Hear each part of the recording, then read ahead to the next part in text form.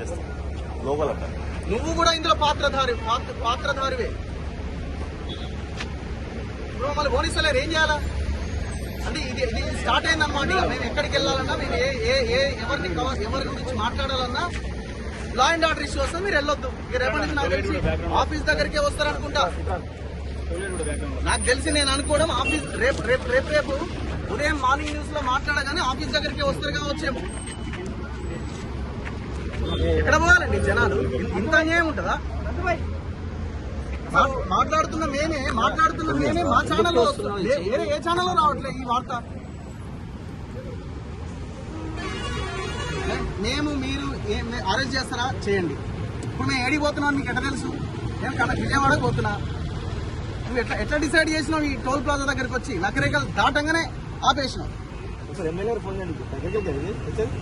వేముల వీరేశం గారికి ఒకసారి ఫోన్ చేయండి. అదే టోల్ గేట్ పైన కూడా అన్ని టోల్ గేట్లు క్లోజ్ చేసి కేవలం ఒకటే ఈజీగా దొరకాలని క్లోజ్ చేసి ఒకటే వే పెట్టి ఏడాది ముసలాన్ని పట్టుకుందామని చూస్తున్నారు. అరే దొంగలని పట్టుకోండి భయ్, దొంగలని పట్టుకోండి. తుమ్మల నాగేశ్వరరావుని అరెస్ట్ చేయండి. కొడుకు అల్లుని పేరుతో మొత్తం వాడు 8 మంది కమ్మోళ్ళు కలిసి తెలంగాణ భూముల మీద పడ్డారు. భూదాన్